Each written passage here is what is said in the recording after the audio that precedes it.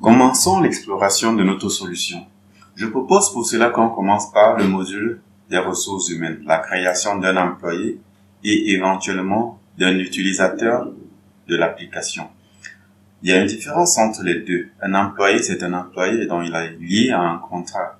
Il est lié par un contrat à l'entreprise. Par contre, un utilisateur, ça peut être un prestataire qui intervient dans votre application. Ça peut être l'IT, celui qui intègre l'application, celui qui vous donne des petites astuces, qui corrige des petits bugs sur l'application et il a accès à l'application. Un utilisateur de l'application n'est pas forcément un employé, mais un employé peut aussi être un utilisateur. On va voir comment ça se fait. Alors, on va aller dans employé. Employé, ici, on va commencer à structurer. On a là notre société. On dit la société a 23 employés. Mais ici, on a nos départements. On a administration, recherche et développement, 9 personnes. Recherche, développement USA, 9 personnes, projet, et ainsi de suite. Nous avons un module assez intéressant ici, un élément assez intéressant, la configuration, où on peut ajouter les différents types d'emplois.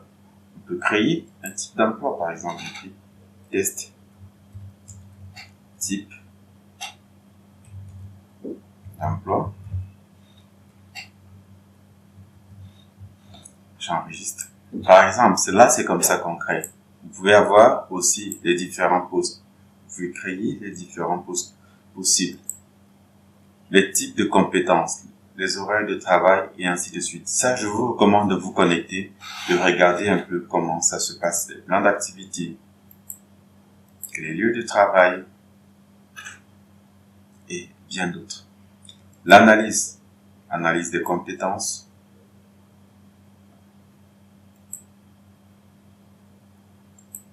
Et sachant que ces compétences-là, vous les configurez ici, type de compétences. Donc, je vous recommande de regarder un peu de plus près comment ça se passe. Et ici, on va s'attarder sur le département. On va créer un département. Un département test, par exemple. Non, ou un département, on va dire, technique. Est-ce qu'il y a technique? Bon, voilà. Technique. Nom du département technique. Manager, on va choisir comme manager peut-être Elie Lambert. Pourquoi un manager? Le manager, c'est celui-là qui va naturellement confirmer les départs en congé et les différentes dépenses que l'employé a effectuées pour le cadre de l'entreprise et se faire rembourser dans les notes de frais. Généralement, pour qu'un employé parte en congé, il faut que son responsable hiérarchique, son supérieur hiérarchique ou son responsable valide sa demande de départ en congé. Alors, c'est celui-là. On va créer, on valide. Si on revient sur employé ici, on verra que forcément, ça ne s'affiche pas encore là. Essayons maintenant de créer, revenons sur département.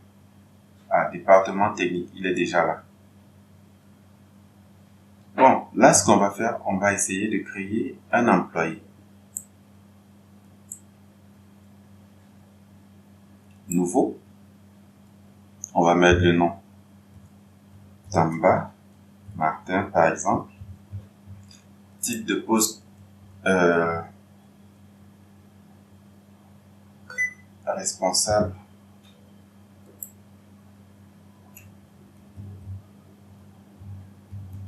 Responsable terrain, je prends un exemple, ça ne veut rien dire. Adresse de messagerie, très important. tamba@yahoo.fr. Département, notre département que nous avons créé ici. Voilà, technique. On renseigne tous les différents éléments. CV, on pouvait ajouter nos CV. Validateur, celui qui valide ses notes de frais. On peut ajouter là celui qui valide les congés. On peut ajouter horaire de travail, poste, lieu, où est-ce qu'il travaille. Tout à l'heure, nous avons vu les différents lieux de travail ici. Lieu de travail, on peut laisser par défaut. Informations privées, on peut les ajouter. Paramètres, on peut ajouter, et c'est ici qu'on pourrait ajouter l'utilisateur. Donc voilà comment nous avons créé un employé. Son poste, on aurait pu aussi choisir son poste ici. Donc, là, on va créer un autre employé. Ça sera 2. Awal, Amadou, par exemple. Type de poste. Junior, par exemple, c'est pas un type de poste.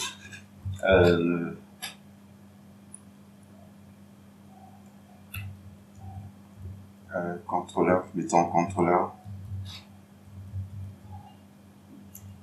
en chef, par exemple. yahoo.fr. Département, on envoie toujours à technique. Poste.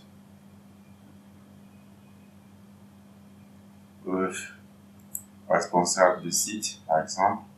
Téléphone. On ajoute toutes les informations dont on a besoin, un numéro de CNI. Et vous pouvez avoir beaucoup d'autres paramètres là qu'on peut configurer. Donc, validateur, lieu de travail. On peut ajouter là, validateur de notes de frais, mutuelle, congé, mutuelle, heure de travail, CV. On peut charger les pièces jointes, ainsi de suite. Voilà, nous avons créé notre deuxième employé. Maintenant, ici, toujours dans... nous avons créé déjà nos 2 employés. Si nous revenons sur la notion d'employé ici, vous verrez que le département technique affiche déjà et affiche nos 2 employés récents. Qu'est-ce que nous allons faire? Nous allons maintenant créer les utilisateurs. Parce que bien que nous ayons créé ces 2 employés, ceux-ci ne peuvent pas encore se connecter sur notre plateforme. Pour le faire, on va dans ici et on va dans paramètres.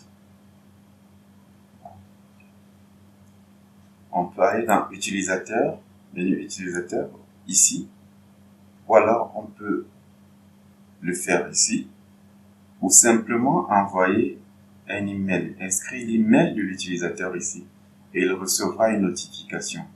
Nous, on va le faire à partir d'ici. Là, on a la liste des utilisateurs. Ici, on met Awal, c'était le premier, Amadou. Et ici, on met, c'était awal@yahoo.fr, très important. Une fois qu'on a renseigné ces 2 éléments, il faudra dire à quel module est-ce que Monsieur Awal aura accès. Est-ce qu'il aura accès aux ventes? Si on dit non, on désactive les ventes. Est-ce qu'il aura accès au point de vente? Si on dit non, on désactive. Est-ce qu'il aura accès à la comptabilité? Non, on désactive. À la gestion des banques, on désactive. Est-ce qu'il aura accès au projet? Oui. Aux feuilles de temps? Oui. C'est quelqu'un du terrain. Il faudra que de temps à autre, qu'il puisse paramétrer, dire que telle tâche est effectuée, telle tâche est à réaliser, ainsi de suite. Inventaire. Est-ce qu'il aura? On peut dire oui ici. Ressources humaines. Oui, en tant que personnel, il pourra lui-même regarder ces éléments. Congé? Non.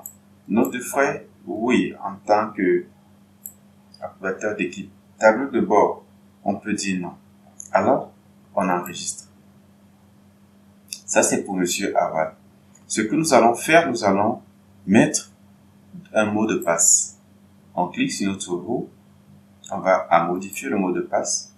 On va entrer, par exemple, 1, 2, 3, 4, 5, 6, 7, 8, 9. Là, on a awal@yahoo, 1, 2, 3 jusqu'à 9. Maintenant, nous allons créer un nouveau utilisateur, Tamba. Et l'adresse c'était tamba@yahoo.fr.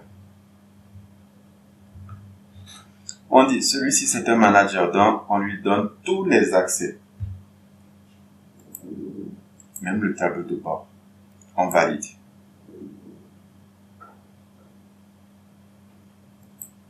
Une fois que c'est fait, on va modifier son mot de passe. 1, 2, 3, 4, 5, 6, 7, 8, 9. Ok, c'est fait. Une fois que nous avons créé les utilisateurs, là, nous devons lier cet utilisateur à un employé. On revient dans employé et on cherche Awal, le voilà. On va sur paramètres, ici dans employé, on cherche Awal, le voilà. On enregistre. On revient encore sur employé, on cherche Tamba.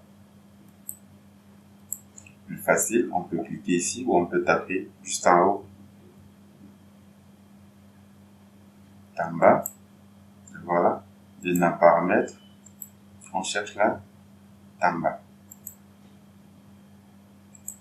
C'est fait. Nos deux employés sont créés et ils sont liés comme étant des utilisateurs. On va se déconnecter un instant, on va regarder comment Monsieur Tamba ou alors Monsieur Awal il se comporte dans son interface. Je me suis déconnecté sur le côté. Alors, étant là, awal@yahoo, mot de passe 1, 2, 3, 4, 5, 6, 7, 8, 9. Connecté. OK. Notre employé est créé, il est connecté, mais nous remarquons qu'il y a des modules qui ne sont pas activés.